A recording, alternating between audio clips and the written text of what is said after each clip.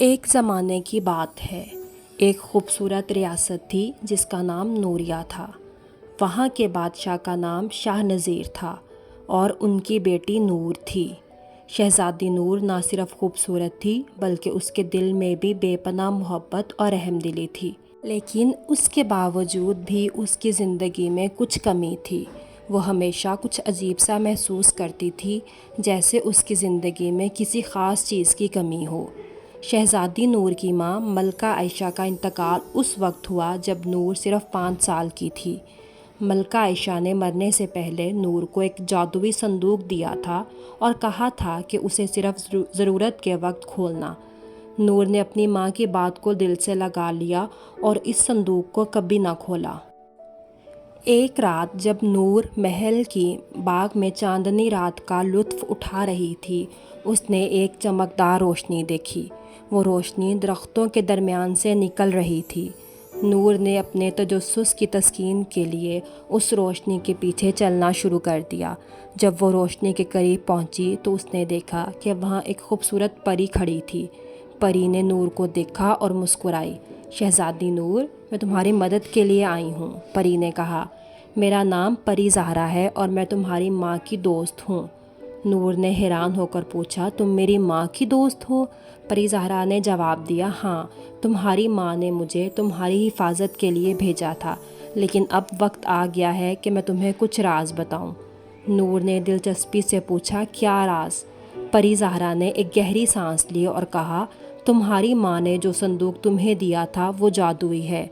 اس میں ایک جادوئی کتاب ہے جو تمہیں ان تمام مشکلات کا حل بتائے گی جو تمہیں درپیش ہوں گی، لیکن اسے کھولنے کے لیے تمہیں اپنے دل میں سچائی اور ہمت کی ضرورت ہے۔ نور نے واپس محل آ کر صندوق کھولا اور اسے کھولنے کی کوشش کی، لیکن وہ نہ کھلا۔ نور نے پری زہرا کی بات کو یاد کیا اور اپنے دل میں سچائی اور ہمت جمع کی۔ جیسے ہی اس نے اپنے دل میں یقین پیدا کیا، صندوق کھل گیا۔ صندوق کے اندر ایک چمکدار کتاب تھی۔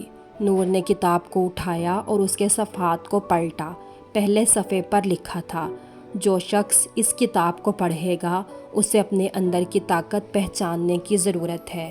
ہر صفحہ تمہیں ایک نیا سبق سکھائے گا اور تمہیں اپنی مشکلات کا حل بتائے گا۔ نور نے کتاب کو پڑھنا شروع کیا اور ہر صفحہ اسے نیا سبق سکھاتا گیا۔ ایک دن جب وہ کتاب کے آخری صفحے پر پہنچی تو اس نے دیکھا کہ وہاں ایک پراسرار نقشہ تھا۔ یوں زہرا دوبارہ ظاہر ہوئی اور بولی، یہ نقشہ تمہیں ایک جادوئی غار کی طرف لے جائے گا جہاں ایک بہت بڑا خزانہ چھپا ہوا ہے، لیکن یاد رکھو، اس خزانے تک پہنچنے کے لیے تمہیں اپنی ہمت اور سچائی کا امتحان دینا ہوگا۔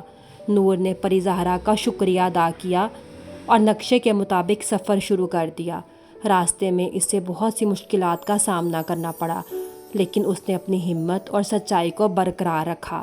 ایک دن آخرکار جب وہ جادوئی غار تک پہنچ گئی، اس نے دیکھا وہاں ایک بہت بڑا دروازہ تھا۔ دروازے پر لکھا تھا، صرف وہی داخل ہو سکتا ہے جو دل کی سچائی اور ہمت کا مالک ہو۔ نور نے اپنے دل کی سچائی اور ہمت کو محسوس کیا اور دروازے کو کھولا۔ اندر داخل ہوتے ہی اسے بہت بڑا خزانہ ملا، لیکن سب سے پہلے جو چیز اس نے وہاں پائی وہ ایک جادوئی آئینہ تھا۔ آئینے میں دیکھتے ہی اس نے اپنی ماں کی تصویر دیکھی۔